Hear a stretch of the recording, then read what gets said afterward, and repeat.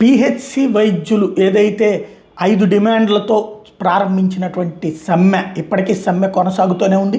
అలాగే విజయవాడ ధర్నా చౌక్లో వాళ్ళ దీక్షలు కొనసాగుతూనే ఉన్నాయి, ధర్నాలు కొనసాగుతూనే ఉన్నాయి. వాళ్ళది అసలు డిమాండ్లు ఏంటి, దాని మీద ప్రభుత్వపు ఆలోచన ఏంటి, ఈ అంశాలకు సంబంధించి ఆల్రెడీ మనం నిన్ననే వీడియో చేసాం. అట్లాగే వాళ్ళకి సంబంధించినటువంటి ఇది కూడా అంటే వాళ్ళతో ఇంటర్వ్యూ కూడా పబ్లిక్కి ఎక్స్పోజ్ చేసాం. అయితే ఇప్పుడు తాజాగా జరుగుతున్నటువంటి వ్యవహారం ఏంటంటే మిగతా వాళ్ళు అండగా నిలుస్తున్నటువంటి పరిస్థితి. ఇప్పుడు ఎవరైతే ల్యాబ్ టెక్నీషియన్లు ఇతర సిబ్బంది ఉంటుంటారో వాళ్ళు ఇప్పుడు వీళ్ళకి సంఘీభావం ప్రకటించడం ప్రారంభించారు.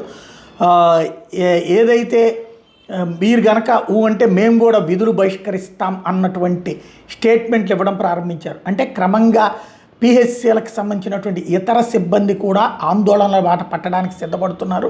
ఈ డాక్టర్లకి మద్దతుగా నిలబడడానికి సిద్ధపడుతున్నారు. తద్వారా కీలకమైనటువంటి పరిణామాలు చోటు చేసుకుంటున్నాయి. ప్రభుత్వం వేగంగా దీని మీద చర్యలు తీసుకోవాల్సినటువంటి అవసరాన్ని ఈ ఉదంతం గుర్తు చేస్తోంది. పనిచేస్తున్నటువంటి మా బిగ్ బాస్ అందరికీ కూడా శిరస్సు వంచి నమస్కారాలు తెలియజేస్తాం. ముఖ్యంగా కారణం ఏంటంటే మీరు ఎప్పుడు పిలిపిస్తారని చెప్పని మేము ల్యాబ్ టెక్నీషియన్స్ అందరూ ఎదురు చూస్తున్నాం. కారణం ఏంటంటే మీరు ఈ రోజు సర్వీసెస్ ఆపి బయటికి రండి అని మీరు ఒక మాట అంటే కంపల్సరీగా మేము బయటకు వచ్చేయడానికి సిద్ధంగా ఉన్నాం. ప్రభుత్వం ఏమనుకుంటుందంటే అన్ని పనులు జరిగిపోతున్నాయి, బాగానే ఏమి ఇబ్బంది ఏమి లేవు అని చెప్పనుకుంటుంది. అది చాలా బుద్ధిపరపడండి. చాలా ఇబ్బందులు ఉన్నాయి. కారణం ఏంటంటే నిన్న కూడా శ్రీకాకుళం జిల్లాలో ఒక ఇన్సిడెంట్ జరిగింది. కలెక్టర్ గారు డిఎంహెచ్ఓ గారిని ఫార్మసిస్ట్ ల్యాబ్ టెక్నీషియన్ కొంతమంది పారామెడికల్ సిబ్బంది ఆయన దగ్గరికి పిలిపించుకున్నారు. కారణం ఏంటంటే ఐవీఆర్ఎస్ కాల్స్ లో సరిగ్గా టెస్టులు చేయట్లేదని, సరిగ్గా మందులు ఇవ్వట్లేదని ఆయన కంప్లైంట్స్ వచ్చినాయంట. ఎందుకు వస్తాయండి? డాక్టర్లు ఉంటే టెస్టులు చేస్తాం, డాక్టర్లు ఉంటే మందులు ఇస్తారు.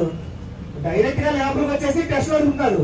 చేస్తే ఏం ప్రమాదం అవుతుందో తెలియదు, చేయకపోతే ఏం అవుతాయో తెలియదు. మమ్మల్ని కాపాడే వాళ్ళు పిఎస్సీలో అయితే ఎవరో లేరు, వేరే వాళ్ళు డ్యూటీలు వేసారండి. ఒక విషయం చెప్తాను, సీఎం గారు సీట్లో ఉన్నంత వరకు పని జరుగుతూ ఉంటది. ఆయన విదేశాలకు వెళ్తారు, 10 రోజులు ఎవరినో తాత్కాలికంగా పెడతారు. పనులు ఏమన్నా జరుగుతాయా? ఏమీ జరగవు. అంటే యాక్ట్ చేయడమే తప్ప పనులు ఏమి జరగవు. అలాగే మంత్రి ఉన్నారు, మంత్రి వేరే జిల్లాకు వేరే చోటకి వెళ్తారు, అక్కడ ఓఎస్డీలు ఉంటారు. పనులు ఏమన్నా జరుగుతాయా? వెళ్తే మంత్రి గారు లేరు, రేపు రండి అని చెప్తారు, పనులేం జరగవు. అలాగే మా డాక్టర్లు ఇక్కడ బయటకు వచ్చి వాళ్ళ వాయిస్ వినిపిస్తా ఉంటే వాళ్ళ స్థానాల్లో తాత్కాలికంగా వేరే వాళ్ళు పెట్టినా జరుగుతుంది అనుకుంటారు. జరిగే దాంట్లో చాలా ఉంటాయి. Bad, not bad, good, next తర్వాత వెరీ గుడ్, ఎక్సలెంట్ గా ఉంటాయి. అక్కడ పరిస్థితులు ఎలా ఉన్నాయంటే బ్యాడ్ ఆర్ నాట్ బ్యాడ్ గానే ఉన్నాయండి. ఎందుకంటే మనస్ఫూర్తిగా చెప్పాలి. కారణం ఏంటంటే మా తల్లిదండ్రులు అన్న వాళ్ళు వయసులో చిన్న పెద్దయిన డాక్టర్లు ఆ సీట్ లో లేనప్పుడు ఎలా జరుగుతాయండి? వేరే వాళ్ళని తీసుకొచ్చాడు కూర్చోబెట్టాలి, పెద్దగా ఏం జరగవు. ప్రస్తుత పరిస్థితులు అయితే కనుక అనుకూలంగా అయితే ఏమీ లేవు. పనులు జరుగుతున్నాయంటే జరుగుతూ ఉన్నాయి అంతే తప్ప అక్కడ పూర్తిగా జరిగేటువంటి పరిస్థితులు అయితే ఏమీ లేవు. ఇప్పుడు మరి ఐవీఆర్ కాల్స్ లో సిబ్బంది కరెక్ట్ గా పనిచేయట్లేదని ఫోన్లు వస్తున్నాయని చెప్పంటున్నారు. కారణం ఏంటి? ఒక గ్రూప్ లో వచ్చిన మెసేజే సీఎం గారు కావచ్చు, ఎవరైనా కావచ్చు. ఒక చిన్న ఉదాహరణ, ఇక్కడ 10-12 రోజుల నుంచి డాక్టర్స్ ఇంత పెద్ద కార్యక్రమంగా బయటకు వచ్చి ఆ డిమాండ్స్ కోసం చేస్తుంటే సీఎం గారు కనిపించలేదా? మరి అలాగే అక్కడ పనులు చేస్తున్న ఐవీఆర్ కాల్స్ ఎలా కనిపిస్తాయండి? కారణం ఏంటి? 1 నొక్కండి, 2 నొక్కండి, 3 నొక్కండి అంటాడు. ఎవరో ఒకరు 1 నొక్కి పక్కెళ్తాడు, ఎవరో ఒకరు 2 నొక్కి పక్కెళ్తాడు. అంత మాత్రమే పనులు చేయనట్టు కాదు. పిఎస్సీలో డాక్టర్స్ ఎంత మెంటల్ టెన్షన్ పడుతున్నారో రోజు మేము వాళ్ళ పక్క గదుల్లో ఉండే పని చేస్తూ ఉంటాం. ఉదయం నుంచి సాయంత్రం వరకు చాలా భయంకరమైనటువంటి పరిస్థితులు. కారణం ఏంటంటే పెళ్లి అవ్వకుండా కనుక డాక్టర్ ఉద్యోగంలో జాయిన్ అయితే పెళ్లి చేసుకోవాలంటే భయపడుతున్నారు. పెళ్లి అయిన తర్వాత డాక్టర్ ఉద్యోగంలో ఉంటే పిల్లలు కనాలంటే భయపడుతున్నారు. పిల్లలు ఉన్న తర్వాత డాక్టర్ ఉద్యోగం చేయాలంటే కుటుంబాలతో గడపాలంటే భయపడతారు. అంటే చాలా భయంకరమైన పరిస్థితులు ఉన్నాయి. మెంటల్ టార్చర్ డాక్టర్స్ కి మామూలైనటువంటి మెంటల్ టార్చర్స్ కాదు, భయంకరమైనటువంటి మెంటల్ టార్చర్స్ ఉన్నాయి. ఇవన్నీ భరిస్తూ గ్రామీణ ప్రాంతాల్లో, నెక్స్ట్ తర్వాత ట్రైబల్ ప్రాంతాల్లో ఉద్యోగాలు చేయడం అంటే చాలా చిన్న చూపుగా చూడటం అనేది మాత్రం ప్రభుత్వానికి అసలు మంచిది కాదు. మరి ఈ సభ నుంచి ముఖ్యంగా ఆరోగ్య మంత్రి గారికి ఒక విషయాన్ని తెలియజేస్తున్నాం.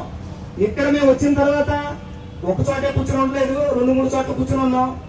చాలా మంది చాలా విషయాలు మాట్లాడుకుంటా ఉన్నారు. ఒక చిన్న ఉదాహరణ, మరి లోకేష్ గారు మొన్న టీచర్స్ అందరూ కూడా పెద్ద కార్యక్రమాన్ని తీసుకుంటే ఆ సాయంత్రం తర్వాత రోజు పిలిచి కూర్చోబెట్టుకుని టీచర్ని మాట్లాడి సర్దుబాటు చేసి కొన్ని ఒప్పుకుని కొన్ని చేస్తామని చెప్పి పంపించారు. మరి మీరెందుకు చేయలేకపోతున్నారండి? ఆరోగ్య మంత్రిగా ఉండి మీకు బాధ్యత లేదా? మరి మీ శాఖలో పనిచేసేటువంటి వేలాది మంది డాక్టర్లు ఈ రోజు వాళ్ళు పనిచేసే ప్రాంతం నుంచి బయటకు వచ్చి వాళ్ళ డిమాండ్స్ కోసం గుంటెత్తితే ఇవన్నీ మీరు పట్టనట్టు ఉండటం ఎంతవరకు సమంజసం అండి మీకు? మరి ఆరోగ్య మంత్రిగా మరి మీరు ఆరోగ్య మంత్రిగా మీరు కొనసాగడానికి మీరు పనికొస్తారని మేము అడగచ్చు. కారణం ఏంటంటే మీ పక్క శాఖలో విద్యాశాఖలో లోకేష్ గారు అంత బాగా టీచర్స్ అందరినీ పిలిచి మరి మాట్లాడితే పేరు తెచ్చుకునే విధంగా ఉంటే మరి మీరు ఆరోగ్య శాఖలో కీలక పాత్ర పోషించేటువంటి గ్రామీణ గిరిజన ప్రాంతాల్లో డాక్టర్ యొక్క సమస్యల మీద బయటకు వచ్చి మాట్లాడుతూ ఉంటే వాళ్ళని పిలిచి మీరు ఎందుకు మాట్లాడండి? ఇది ఏమన్నా మీకు పద్ధతిగా ఉందా? ఇది అసలు మంచి పద్ధతి కాదు. ఒక విషయాన్ని అయితే స్పష్టంగా చెప్తున్నాం ఈ ధర్నా కార్యక్రమాన్ని ఉద్దేశించి. మరి అయ్యా హెల్త్ మినిస్టర్ గారు మీరు ఒకటి బాగా అర్థం చేసుకోండి. వీళ్ళ డిమాండ్స్ ని కనుక పరిష్కరించి మీరు పంపించకపోతే వీళ్ళ మానసికంగా మనస్తాపం చెంది వెనకూర్చా కుర్చీలో కూర్చుని డ్యూటీలు చేస్తుంటే అది ప్రభుత్వానికి ప్రజలకి మంచి జరుగుతుందని మీరు భావిస్తున్నారేమో. కానీ డ్యూటీలే చేయటం అనేది ఎలా ఉంటుంది? ఎప్పుడు తప్పదు. కానీ మనసు పెట్టి చేస్తేనే అవి విధులు అవుతాయి. మనసు పెట్టి చేయాలంటే అటువంటి పరిస్థితులు కల్పించాల్సినటువంటి పరిస్థితులు ప్రభుత్వమే కల్పించాలి. ప్రభుత్వం ఉంటే వీళ్ళు ఇన్ని రోజులు ఇక్కడ ఉండవు. 12 రోజులు డాక్టర్లు వాళ్ళు పనిచేసే ఆరోగ్య కేంద్రాలను వదిలి బయటకు వచ్చారు అంటే ప్రభుత్వం ఉంటే వీళ్ళు వచ్చేవారే కాదు. ప్రభుత్వం లేదు కనుక వీళ్ళు బయటకు వచ్చి ఈ రోజు ఈ కార్యక్రమాన్ని గొంతెత్తి మాట్లాడవలసినటువంటి సందర్భం ఉంది. కనుక ప్రభుత్వం ఉంది, ఉద్యోగుల సమస్యలు పరిష్కరించడానికి సిద్ధంగా ఉంది అనేది మీరు కంపల్సరిగా గుర్తెరిగి డాక్టర్ల సంఘాన్ని పిలిచి వాళ్ళతో చర్చించి వాళ్ళ డిమాండ్ పరిష్కరించాలని కోరుతున్నాం. మరి ముఖ్యంగా నేను గొంతెమ్మ కోరిక కోరట్లేదండి. గత ప్రభుత్వాల్లో వీళ్ళకి పీజీ కోట 30% ఇచ్చారు. 30% ఇస్తే మీ ప్రభుత్వంలో 3,000 ఇస్తే వెయ్యి పెంచి 4, 4,000 ఇస్తే వెయ్యి పెంచి 5, 5,000 ఇస్తే వెయ్యి పెంచి 6, 10,000 ఇస్తే 5 పెంచి 15. ఆల్రెడీ 30ని 40 చేయమని 50 చేయమని అడగట్లేదు కానీ వాళ్ళు 30ని కొనసాగించమని అడిగారు. ఒక సంవత్సరం క్రితం కాదు 20 అన్నారు. తల దించుకున్నారు.